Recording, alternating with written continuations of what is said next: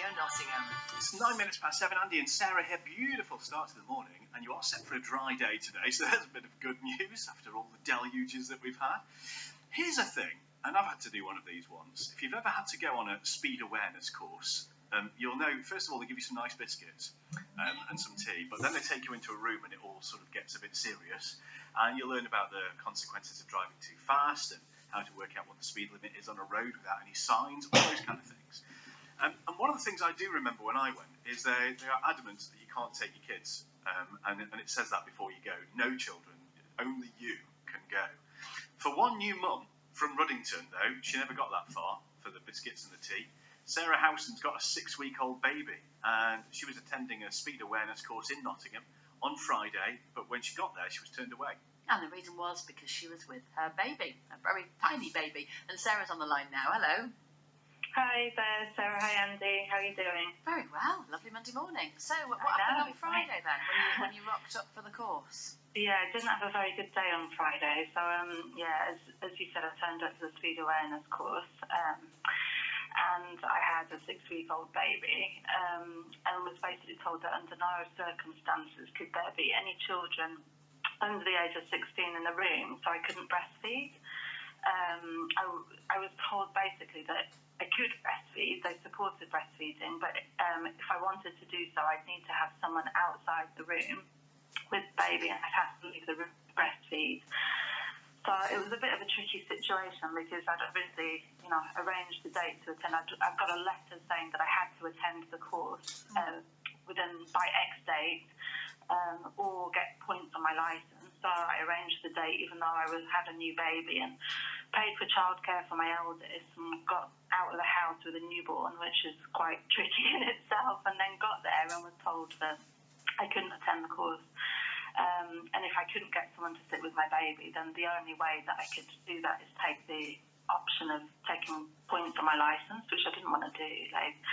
So I tried to explain that this is actually actively discriminating against breastfeeding people, just on a few different ways, really. On a practical level, responsive breastfeeding means that I could have a baby feeding for up to an hour at a time, and maybe potentially continuously if they're having a growth spurt. Anyone who's had a baby would know that. You don't really have any control over the length of time that they're actually going to feed. So supporting me through telling me that I would have to go sit in the corridor, in practice means that I could spend over half of the course sitting in the corridor, which is just impractical for accessing that course content, even if facilitators offer to catch you up on anything you've missed. So when you got the letter about this, hours of content. It presumably said in the letter that there were no children allowed. So did you not get an indication that the baby wouldn't? There was nothing that sort of said anything about breastfeeding. So in my sort of mind, when I just had a baby and I had received this course and was told that I had to sign up to it, I looked at that and there was no sort of logical reason why a baby wouldn't be able to feed. Would it be a bit disruptive for everybody else, do you think, to have a baby? Well, I don't think any more disruptive than having someone coughing or sneezing, and they don't sort of say you can't turn up if you've got a cold. I mean, if a baby was actually needing to be settled, then you could leave the room for that. You wouldn't want to disrupt anyone else attending the course, so obviously, but if the concern was that babies might disturb others, the baby could be removed to be settled from the room. That's a much more practical way to actually support breastfeeding than a blanket ban of having a 7-week-old, a 6-week-old baby in the room at all times, because there's no logical reason why a baby couldn't be present in the room, because, I get that the course content's not suitable for children who are old enough to actually comprehend what's happening. Yeah, you don't want toddlers running around the place, do you? But exactly, no, and I wouldn't want anyone to be disrupted, obviously, but, a baby of that age who's attached to the breast, for an hour at a time, or asleep, has no interest in PowerPoint presentations at all. So, I think most of us do, really, but there we are.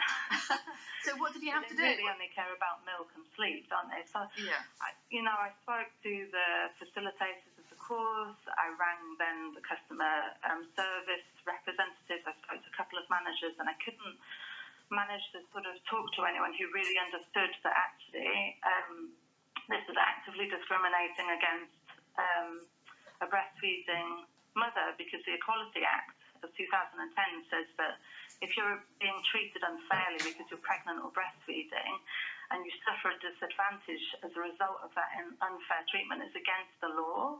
And this was treating me unfairly because I was breastfeeding, because I was basically being told that I would have to have somebody with me, like, you know, who has access to someone on a working day who, you know, they can ask to take a day off work to sit in a corridor with a newborn baby for an hour, like, just because I'm not feeding.